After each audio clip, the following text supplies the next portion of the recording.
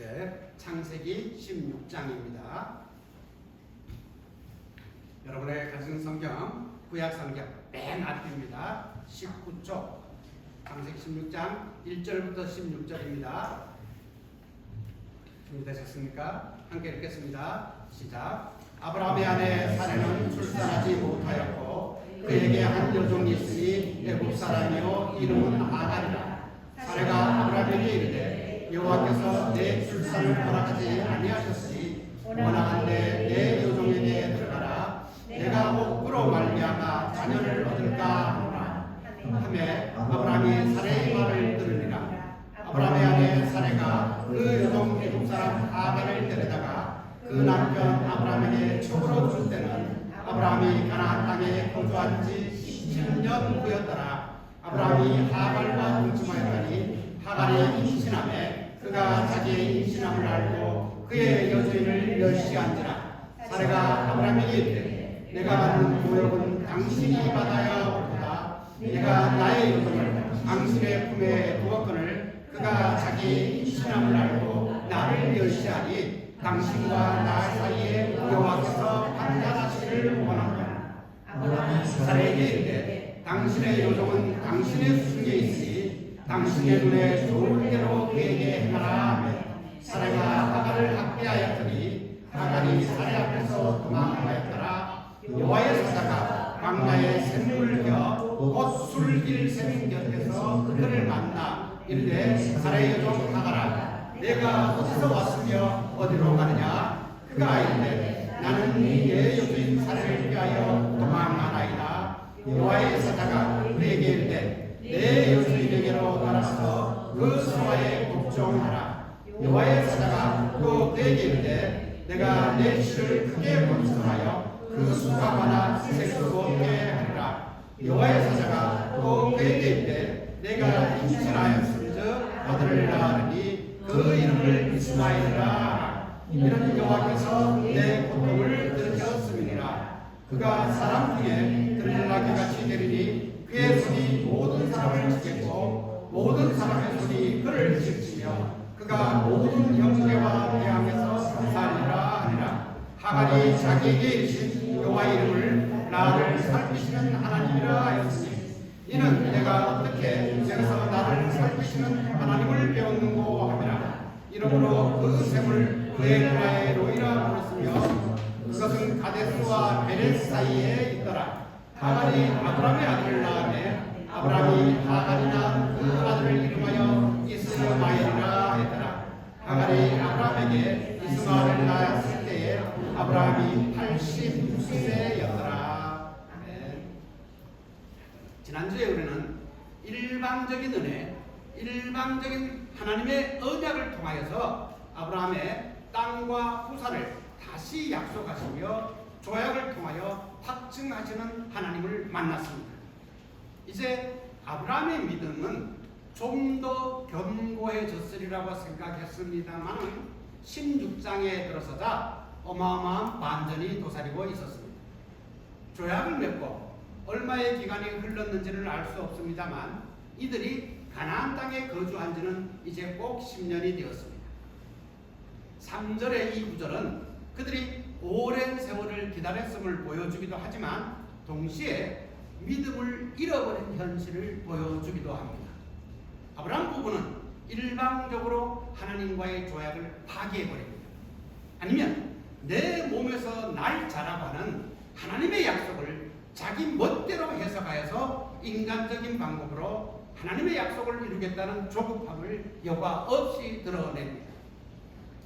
아브라함과 사레는 하나님의 약속이 성취되기를 기다리는 과정에서 계속해서 갈등을 겪습니다.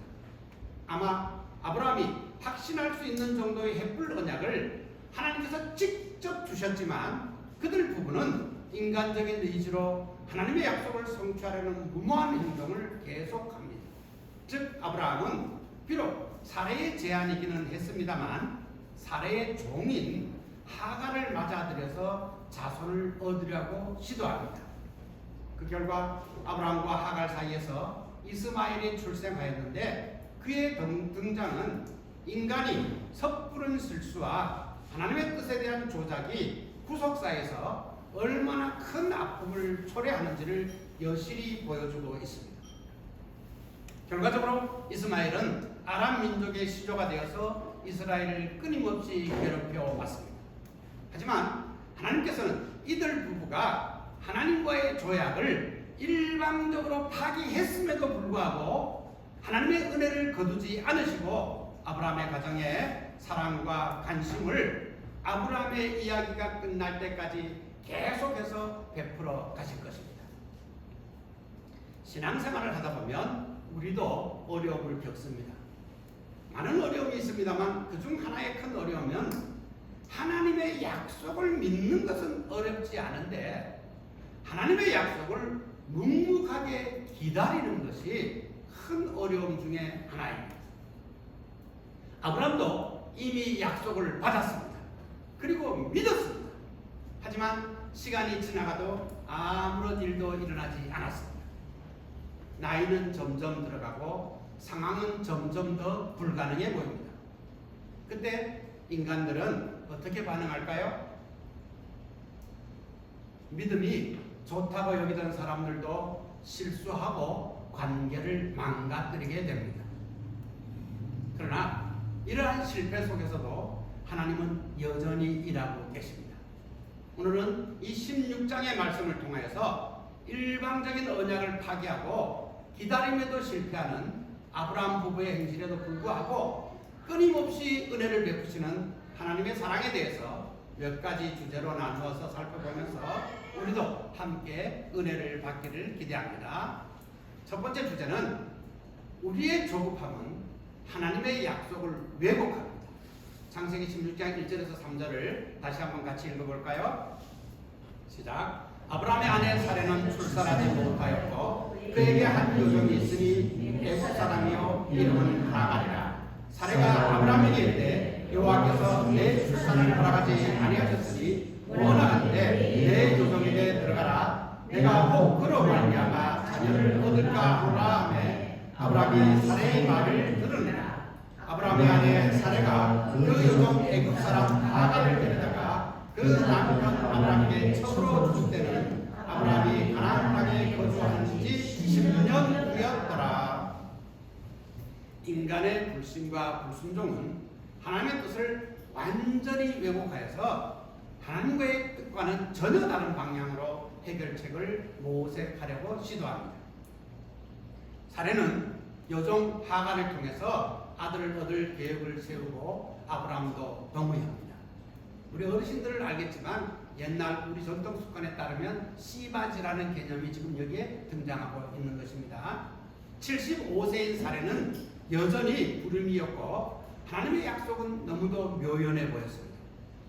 사라에게는 창세기 12장에서 우리가 이미 보았는데 바로가 결혼 예물로 줄 때 주었을 것으로 여겨지는 노비 중 한 명인 애굽에서 얻은 여종 하갈이라는 여인이 있었습니다.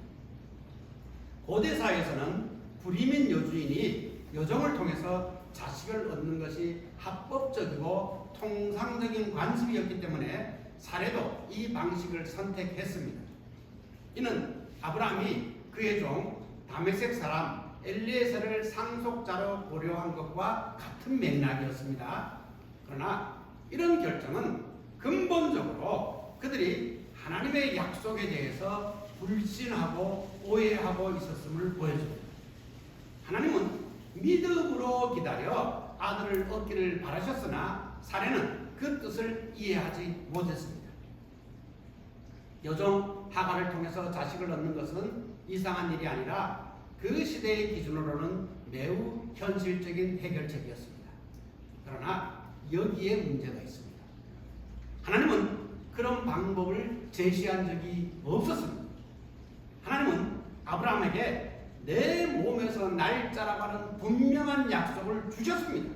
그리고 아브라함은 그 약속을 믿었습니다. 이 믿음을 하나님은 그의 의로 여기셨다고 우리는 지난주에 말씀을 통해서 보았습니다. 그런데 사례는 하나님의 방법이 아니라 인간의 방법을 선택합니다. 그리고 아브라함도 아무런 말 없이 이 제안을 받아들이고 맙니다. 우리는 아브라함의 이야기가 끝나는 장면까지 계속해서 아브라함이 이 신앙과 불신의 사이를 갈팡질팡하는 장면을 보게 될 것입니다. 옆으로 잠시 새는 것 같습니다만 저는 개인적으로는 이 믿음의 조상이라고 추앙하는 아브라함의 삶을 볼 때마다 위로를 받습니다. 때로 아무 흠도 없는 사람을 신앙의 위대한 인물로 삼는 것이 아니라 우유부단하고 기대에 어긋나면서 자주 실망시키는 아브라함이나 엄청난 죄를 범하는 다윗 같은 인물들이 성경에서 묘사하는 최고의 믿음의 위인 그룹에 속하는 모습을 통해서 우리에게 괜찮다, 그래도 괜찮다, 나는 다 잊어버리고 용서할 수 있다, 돌이키고 내게로 돌아오면 된다는 속삭임을 주시는 것 같아서 늘 새로운 힘을 얻을 수 있음에 감사를 드리게 됩니다. 어쨌거나 우리는 여기서 반드시 깨우쳐야 할 교훈은 받아야 할 것입니다. 문화적으로 또는 시대의 관습에 맞는다고 해서 하나님의 뜻이 될 수는 없습니다. 합리적이라고 해서 반드시 믿음이 될 수 있는 것도 아닙니다. 다 그렇게 합니다. 그렇게 안 하고 어떻게 장사하나요? 별자리게 사는 사람들이 있나요? 이게 현실입니다. 지금 이 상황에서는 이게 최선입니다.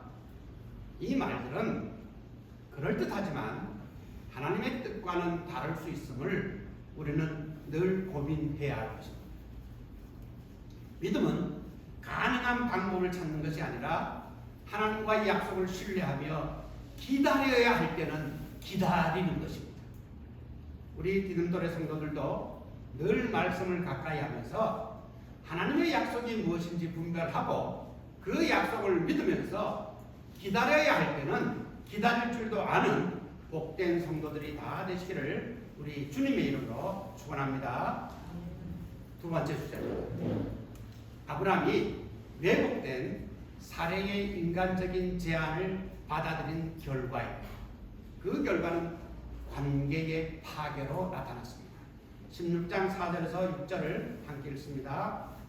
시작. 아브라함이 하갈과 동침하였더니 하갈이 임신하매 그가 자기의 임신함을 알고 그의 여주인을 멸시하니라. 사례가 아브라함에게 이르되 내가 받는 모욕은 당신이 받아야 옳도다. 내가 나의 요동을 당신의 품에 두었거늘 그가 자기의 임신함을 알고 나를 멸시하니 당신과 나 사이에 여호와께서 판단하시기를 원하노라. 아브라함이 사례에게 이르되 당신의 요정은 당신의 수중에 있으니 당신의 눈에 좋을 대로 그에게 행하라 하며 사례가 하갈을 학대하였더니 하갈이 사례 앞에서 도망하였더라. 아브라함이 사례의 제안을 받아들였기 때문에 큰 대가를 지불하지 않으면 안 되게 되었습니다. 아브라함과 하갈의 동침은 하갈의 임신으로 이어져서 사례에게 잠시 기쁨을 주는 듯 했습니다. 아마도 하갈이 사례의 몸종이었을 때는 성격이나 섬김이나 행동이나 이 종으로서의 태도가 매우 좋아 보였을 것입니다. 사례에게 이런 행동으로 신음을 받았었기에 간택이 되었을 것으로 보입니다. 그러나 하갈은 임신하자마자 곧 여주인인 사례를 멸시했습니다. 불임을 신의 형벌과 수치로 여겼던 사회에서 임신한 여인의 오만은 흔한 광경이었을 것입니다. 사례와 하갈의 갈등은 결국 하갈의 도망으로 이어집니다. 사례는 하갈에게 당한 모욕에 분노하여서 그 책임을 아브라함에게 돌립니다. 5절에 모욕이라고 번역된 이 히브리어는 하마스라는 말인데 이는 폭력, 강포, 포악, 불의, 부당한 일, 손해 등으로 번역될 수 있습니다. 이는 하갈이 자신의 신분을 망각하고 주제넘게 행동했음을 암시해 줍니다. 사례는 여종을 남편의 품으로 보냈더니 이제 여종이 임신하여 자신을 멸시한다며 남편에게 억울함을 호소했습니다. 이는 아브라함이 두 여인의 갈등을 모르지는 않았으나 방관만 하고 있었음을 보여줍니다. 사례는 자신과 아브라함 사이를 여호와가 심판하기를 바란다며 남편에게 결단을 촉구합니다. 그녀는 자신이 희생자인 듯 표현하지만 실상 이 일을 제안하고 주동한 것은 사례 자신이었습니다. 아브라함은 하갈을 첩이 아니라 여전히 사례의 종이라고 칭하고 있습니다. 그리고 하갈이 당신의 품에 두었다고 하는 표현과는 달리 자기의 품이 아닌 사례의 수중에 있으니 당신이 좋을 때라 하라고 말합니다. 여기서도 아브라함은 책임을 회피합니다. 이와 반대로 이제는 사례가 하갈을 학대했고 하갈은 사례 앞에서 도망갑니다. 인간적인 해결책이 어떤 결과를 불러왔습니까? 하갈은 임신했습니다. 임신한 하갈은 여주인 사례를 업신여깁니다. 사례는 남편 아브라함을 원망합니다. 아브라함은 책임을 회피합니다. 하갈은 도망칩니다. 하나의 인위적인 왜곡된 선택이 모든 관계를 깨뜨리고 말았습니다. 우리의 삶 속에서도 이들의 평온했던 관계가 깨어지게 만들었던 원인들은 항상 존재합니다. 하나님의 뜻을 제대로 파악하지 못하고 인간적인 선택으로 각자의 감추어진 목적만을 추구하다 보면 교만은 언제든지 싹틀 수 있고 원망과 책임 회피는 늘 우리를 따라다닐 것입니다. 이러한 모습은 늘 반복되는 우리의 일상이기도 합니다. 어떤 일이 조금만 잘 돼도 즉시 우쭐해지고 교만해집니다. 내가 선택해놓고도 남을 탓합니다. 문제가 생기면 책임을 회피하기에 바쁩니다. 관계가 깨어지고 상처는 쌓여만 갑니다. 결국은 가까운 사람도 신뢰하지 못하게 되고 점점 더 자아 속으로 숨어버리고 맙니다. 인간적인 방법은 문제를 해결하지 못하고 오히려 더 큰 문제를 만들어냅니다. 이 모든 일의 배후에 조급함이 숨어 있었습니다. 사랑하는 우리 기도할 성도 여러분, 무엇이 우리를 이 조급함에서 건져내 줄 수 있겠습니까? 혹시 아직 시도해 보지 못하셨다면 이제부터 시도해 보시기 바랍니다. 매일 말씀을 읽고 묵상하십시오. 매일 기도하기를 훈련해 보십시오. 내 인생의 최고의 우선순위를 예배에 두기로 작정해 보십시오. 우리 모두의 인생이 어떠한 경우에도 왜곡된 인간적인 결정을 따르지 아니하고 기도하는 가운데 하나님의 말씀을 따라서 선택하고 참고 기다리는 가운데 하나님께서 우리에게 주시기로 작정한 모든 복을 다 받아 누리시게 되시기를 우리 주님의 이름으로 축복합니다. 세 번째 주제입니다. 버림받음과 실패를 넘어서는 하나님의 은혜입니다. 16장 7절에서 14절을 함께 읽습니다. 시작. 여호와의 사자가 광야에 샘물며 곧 술길샘 곁에서 그를 만나 이르되 사례 여종 하갈아 내가 어디서 왔으며 어디로 가느냐. 그가 이르되 나는 내 여주인 사례를 피하여 도망하나이다. 여호와의 사자가 그에게 이르되 내 여주인에게로 돌아가서 그 수하에 복종하라. 여호와의 사자가 또 그에게 이르되 내가 내 씨를 크게 번성하여 그 수가 많아 셀 수 없게 하리라. 여호와의 사자가 또 그에게 이르되 내가 임신하였은즉 아들을 낳으니 그 이름을 이스마엘이라 하라. 이는 여호와께서 내 고통을 들으셨음이니라. 그가 사람 중에 들락같이 되리니 그의 손이 모든 사람을 치겠고 모든 사람의 손이 그를 치시며 그가 모든 형제와 대항에서 살리라. 하갈이 자기에게 이르신 여호와의 이름을 나를 살피시는 하나님이라 하였으니 이는 내가 어떻게 여기서 나를 살피시는 하나님을 배우는고 하니라. 이러므로 그 셈을 부엘라의 로이라 불렀으며 그것은 가데스와 베레스 사이에 있더라. 결국 살해에 학대를 이기지 못한 하갈은 집을 뛰쳐나와 광야로 도망갔습니다. 하갈은 헤브론에서 이 남쪽으로 도망하여서 애굽과 가나안 사이인 가데스와 베레스 사이에 술이라고 불리는 그 길 옆에 셈 근처에 이르게 되었습니다. 이제 조금만 더 내려가면 애굽입니다. 이는 아마도 돌아갈 곳이 없는 처지였지만 그래도 생각할 수 있는 유일한 곳, 하갈 자신의 고향인 애굽으로 돌아가려고 했던 것으로 보여집니다. 여기서 하갈은 여호와의 사자를 만납니다. 여호와의 사자는 하갈을 사례의 여종이로 부르며 그녀의 신분과 지위를 일깨워줍니다. 그는 내가 어디서 왔으며 어디로 가느냐고 묻습니다. 하갈은 이에 나는 내 여주인 사례를 피하여 도망합니다 라고 대답합니다. 이 질문은 하갈 스스로 자기의 처지와 행동을 돌아보게 하였고 비록 도망자의 신분이지만 하나님의 돌보심을 받는 존재임을 자각하게 하기 위한 하나님의 사랑의 질문이었습니다. 여호와의 사자는 하갈에게 내 여주인에게 돌아가서 그 수하에 복종하라고 명합니다. 이어서 여호와의 사자는 하갈에게서 태어날 아들의 장래를 예고하며 돌아가야만 하는 동기를 부여해 줍니다. 10절에서 12절의 내용이었죠. 첫째, 10절의 내용입니다. 하갈의 아들은 번성하여 셀 수 없는 후손을 얻을 것입니다. 이 약속은 아브라함에게 별처럼 많은 후손을 주시겠다는 15장 5절의 약속과 유사합니다.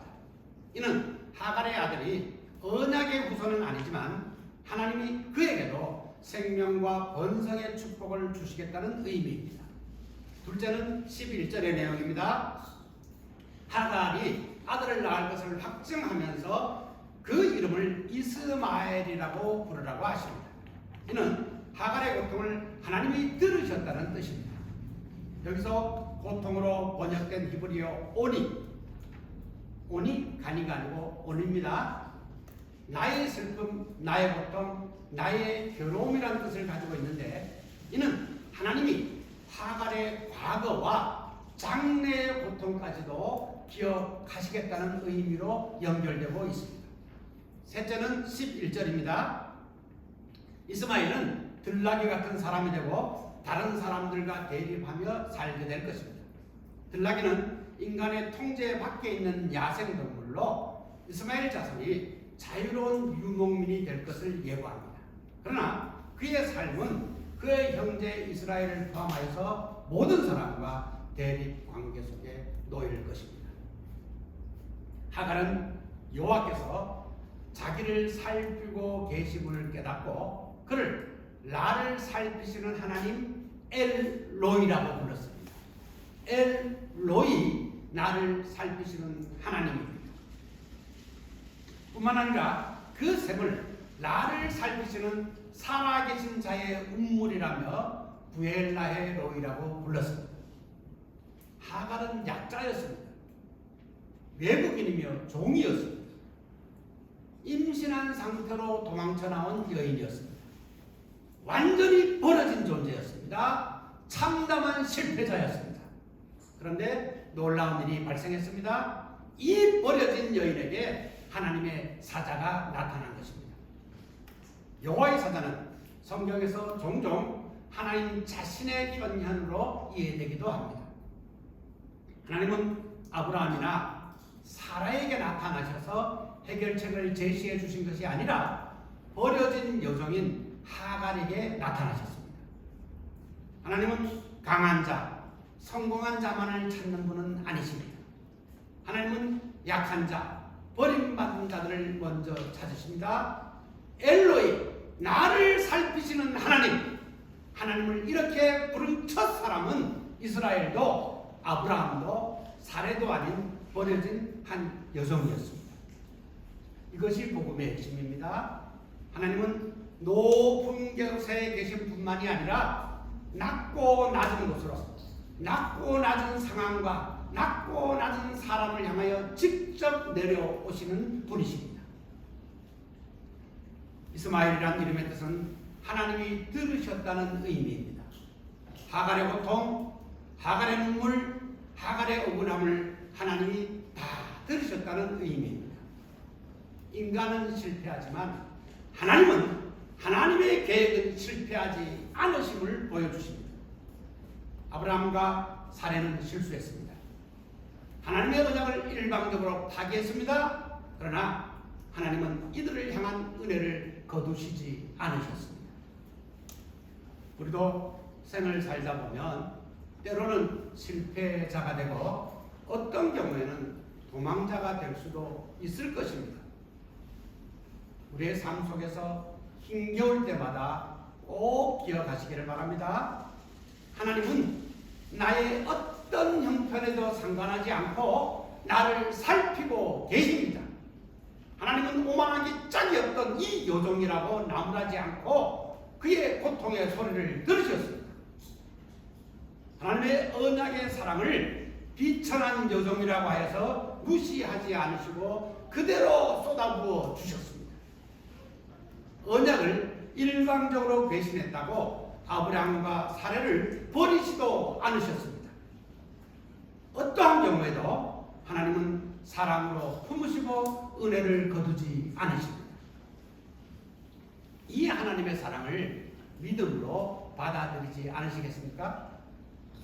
이제 디딤돌을 드나드는 모든 성도의 생애 때 우리 하나님의 변치 않는 사랑이 늘 충만하게 넘치시기를 우리 주님의 이름으로 축원합니다. 네 번째, 이 16장의 에필로그입니다.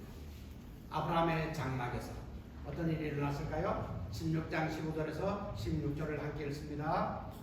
시작. 하갈이 아브라함의 아들을 낳았는데 아브라함이 하갈이 낳은 그 아들을 이름하여 이스마엘이라 하였더라. 하갈이 아브라함에게 이스마엘을 낳았을 때 아브라함이 86세였더라. 하갈은 하나님의 말씀에 순종하여서 주인 집으로 돌아가 아들을 낳았습니다. 아브라함은 하나님의 사자가 하갈에게 일러준 대로 아들을 이스마엘이라고 불렀습니다. 이스마엘에 대한 예언은 창세기 17장 20절, 25장 12절에서 18절에 이르기까지 모든 성경을 통해 볼 때 훗날 다 성취되었습니다. 사례의 인위적인 조작의 대가는 하갈이 아브라함을 위해서 아들을 낳고 키우는 것을 지켜보는 것이었습니다. 결과적으로 사례는 존경을 상실했고 하갈은 가정을 잃게 될 것이며 아브라함은 잃어버린 아내와 거절된 아들로 인하여서 상심하게 될 것입니다. 하나님은 비록 오만했지만 자신을 낮추는 하갈을 긍휼히 여기셨습니다. 학대받는 하갈을 위해서 개입하셨습니다. 이스마엘의 출생은 미래 세대에 평화가 아니라 불화를 가져올 것입니다. 이 이스마엘 후손이 오늘날 이스라엘에게 가장 적대적인 아랍 계열의 사람들입니다. 종교적으로 유대교, 기독교와 가장 크게 대립하는 종교가 아랍 중심의 이슬람입니다. 역사적으로도 늘 정복 전쟁의 빌미가 되었고 오늘날도 이 지역에서 발견된 소비로 말미암아 이슬람은 막강한 경제력과 집단적인 힘으로 계속해서 갈등을 빚고 있습니다. 그 시작점은 아브라함과 사레가 약속을 인내하며 기다리지 못한 데서 출발했습니다. 꼭 기억하셨으면 좋겠습니다. 하나님은 우리의 선택과 우리의 잘못을 은혜로 덮으십니다. 그렇지만 우리의 선택의 결과는 남습니다. 이스마엘이 태어났을 때 아브라함은 86세였습니다. 이제 하나님이 약속하시는 이 약속의 자녀인 이삭이라는 아이의 출생을 예고하기까지는 아직도 13년이나 더 남아 있습니다. 믿음의 조상이라는 타이틀이 괜히 얻어진 것은 아닌 것 같습니다. 75세에 하나님의 약속을 따라서 하란을 떠난 아브라함은 100세가 되어서야 이제 약속의 아들인 이삭을 얻게 될 것이기 때문에 그렇습니다. 이제 말씀을 맺으려 합니다. 그럼에도 불구하고 끝까지 나를 살피시는 하나님이십니다. 실상 16장은 아브라함의 가족사이기도 하지만 우리를 비추는 거울입니다. 우리 모두는 아닐지라도 대부분의 사람들은 기다리지 못하고 인간적인 방법을 선택하고 원망하고 책임을 전가하고 문제를 만들어냅니다. 그러나 그리스도를 믿는 우리의 삶은 이런 원망과 절망이 아닙니다. 하나님은 오늘도 여전히 우리를 찾아오십니다. 하나님은 오늘도 여전히 우리가 숨어서 내는 쉬는 소리를 듣고 계십니다. 하나님은 오늘도 여전히 우리에게 말씀하십니다. 나는 너희들에게 완벽한 사람이 되라고 요구하지 않는다. 비록 실패하더라도 주저없이 돌아오기만 하라고 말씀하고 계십니다. 우리가 선택할 수 있는 최선의 선택은 오늘 당장 하나님께로 돌아가는 것입니다. 상처와 실패 속에 있습니까? 하나님은 여전히 우리의 쉬는 소리를 듣고 계십니다. 인간적인 방법으로 해결하려는 문제가 있습니까? 잠시만 멈추고 하나님께 물어보십시오. 잠시만 멈추고 기도해 보십시오. 지금 많이 조급하십니까? 성경으로 돌아가서 하나님의 약속을 다시 붙드십시오. 비록 우리가 하나님의 약속과 언약을 어기고 신실하지 못한다고 할지라도 하나님은 자신의 언약을 파기하지 않으시고 끝까지 은혜를 거두지 않는 하나님이심을 성경은 끊임없이 우리에게 증언해주고 있습니다. 열어보시지만 한번 볼까요? 디모데후서 2장 13절입니다. 우리는 미쁨이 없을지라도 주는 항상 미쁘시니 자기를 부인하실 수 없으시리라. 호세아서 2장 19절 20절입니다. 내가 내게 장가들어 영원히 살되 공의와 정의와 은총과 긍휼히 여김으로 내게 장가들며 진실함으로 내게 장가들리니 내가 여호와를 알리라. 시편 89편 33절 34절입니다. 그러나 나의 인자함을 그에게서 다 거두지는 아니하며 나의 성실함도 패하지 아니하며 내 언약을 깨뜨리지 아니하고 내 입술에서 낸 것은 변하지 아니하리로다. 사무엘하 7장 14절에서 16절입니다. 나는 그에게 아버지가 되고 그는 내게 아들이 되리니 그가 만일 죄를 범하면 내가 사람의 매와 인생의 채찍으로 징계하려니와 내가 내 앞에서 물러나게 한 사울에게서 내 은총을 빼앗은 것처럼 그에게서 빼앗지는 아니하리라. 내 집과 내 나라가 내 앞에서 영원히 보존되고 내 왕위가 영원히 경고하리라 하셨다 하라. 로마서 11장 29절입니다. 하나님의 은사와 부르심에는 후회하심이 없느니라. 말라기서 3장 6절입니다. 나 여호와는 변하지 아니하니 그러므로 야곱의 자손들아 너희가 소멸되지 아니하느니라. 신명기 7장 6절에서 7절입니다. 너는 여호와 내 하나님의 성민이라. 내 하나님 여호와께서 지상 만민 중에서 너를 자기 기업의 백성으로 택하셨나니 여호와께서 너희를 기뻐하시고 너희를 택하시면 너희가 다른 민족보다 수요가 많기 때문이 아니라 너희는 오히려 모든 민족 중에 가장 적으니라. 민수기 23장 19절입니다. 자, 화면 보이시나요? 한번 같이 읽을까요? 시작. 하나님은 사람이 아니시니 거짓말을 하지 않으시고 인생이 아니시니 후회가 없으시도다. 어찌 그 말씀하신 바를 행하지 않으시며 하신 말씀을 실행하지 아니하시냐. 이사야 49장 15절 16절입니다. 화면 같이 뜨고 있습니다. 시작. 여인이 어찌 그 젖먹는 자식을 잊겠으며 자기 때에서 난 아들을 긍휼히 여기지 않겠느냐. 그들은 혹시 잊을지라도 나는 너를 잊지 아니할 것이라. 내가 너를 내 손바닥에 새겼고 여기 항상 내 앞에 있나니. 그렇습니다. 하나님은 단 한순간도 우리를 잊지 않으십니다.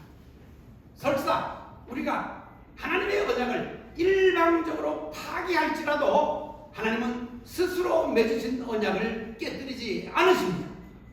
혹시 젖먹는 아이의 어미가 그 아이를 잊는 일이 발생할지언정 하나님은 우리를 잊지 않으십니다. 어떠한 경우에도 하나님은 은혜를 거두지 않을 것입니다. 하갈이 고백했던 하나님, 나를 살피시는 하나님, 그 하나님이 오늘도 동일하게 우리를 살피고 계십니다. 두려워하지 마십시다. 염려 속에 빠져서 잘못된 선택을 하지도 마십시다. 때로 좀 기다릴지라도 하나님을 신뢰하며 믿음으로 살아가는 디딤돌의 성도들이 다 되시기를 우리 주님의 이름으로 간절히 축원합니다. 기도하겠습니다. 하나님, 정말로 죄송하고 감사합니다. 우리는 하나님을 믿는 하나님의 자녀라고 하면서도 자주자주 하나님과의 약속을 일방적으로 파기하고 내가 하고 싶은 대로 하며 살아갑니다. 그럼에도 불구하고 하나님은 한 번도 우리를 버리지 않으시고 한 번도 은혜를 거두지 않으셨습니다. 젖먹는 아이를 혹여 그 어미가 잊을지라도 하나님은 단 한순간도 우리를 잊지 않고 살피고 계심에 감사를 드립니다. 이제는 돌아와 하나님의 약속을 신뢰하며 예배하기를 소망합니다. 우리의 삶이 한없이 부족하거나 오늘 우리가 드리는 예배를 받으시고 하나님은 영광이 되시옵소서. 감사를 드립니다. 우리 주님 예수님의 이름으로 기도하옵나이다. 아멘. 다 같이 일어서서 찬송가 300